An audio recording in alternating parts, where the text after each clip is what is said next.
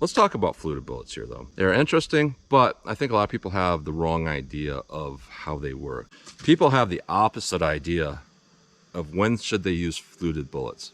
So there was something called the 2016 to 2017 Joint Agency Ballistic Test. With every type of ammo you could think of, from full metal jacket to jacket hollow points, different calibers, fluted bullets. They included the fluted bullets in that.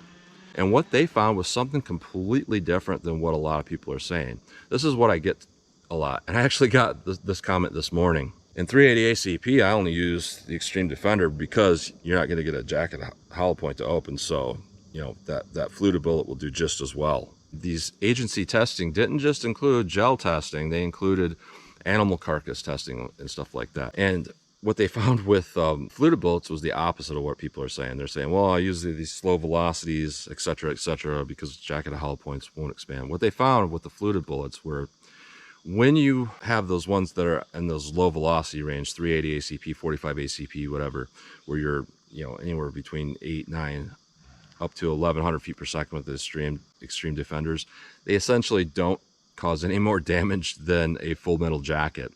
They are about as effective as a full metal jacket. And this is, you know, using animal carcass testing to come to that evaluation as well. They're basically a full metal jacket.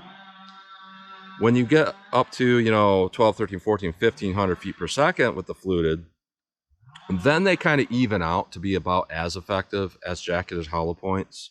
So at that velocity levels, they're about as good. But you kind of don't need them because your jacketed hollow points will expand out. But what they found is, unlike a hollow point where they'll expand out at a certain velocity, kind of a low velocity, and stay pretty good, and then once they go too fast, they start performing worse. What they found with the Xtreme Defender style bullets is that the damage was the same as the velocity increase. It's the percentage wise of the damage is a gradual increase.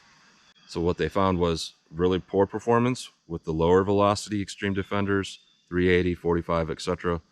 When they got up to, you know, 9mm plus P stuff, they actually were about as good as jacketed hollow points. But when they got into those hyper velocities, 1700, 1800, 2000 feet per second, which, you know, some of these lighter 68 grain 357 SIGs can do, or 9mm plus P plus, at that point, the Xtreme Defenders were actually performing better than the jacketed hollow points because they were not fragmenting to pieces, and they could continue on this very deep, large, permanent wound cavity.